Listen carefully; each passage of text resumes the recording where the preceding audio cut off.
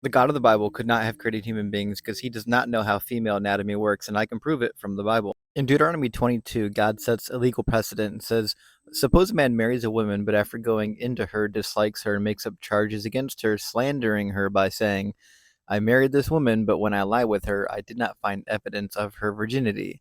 The father of the young woman and her mother shall submit the evidence of the young woman's virginity to the elders at the city gate.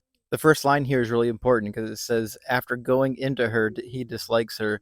This is implying that he's realizing she's not a virgin because she didn't bleed, and this becomes important as we continue reading. In verse 17, they bring the evidence. It says, but here is the evidence of my daughter's virginity. Then they will spread out the cloth before the elders of the town. And just so we're tracking here, the sheet is placed underneath the couple when they consummate their marriage. And so if she's a virgin, theoretically, she would have bled on the sheet, and the parents would have had proof of her virginity, and they would bring it to the elders at the city gate. Now, if it turns out that they produce the evidence and she was in fact a virgin, then he'll pay the 100 shekels and then move on with their life. But if it turns out that she wasn't a virgin, look at what it says.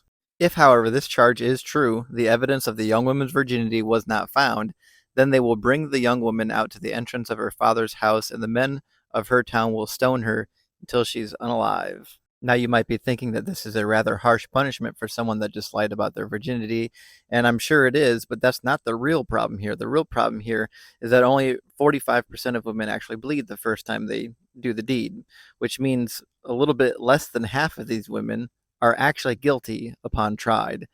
Over half of these women actually are innocent and they would be stoned.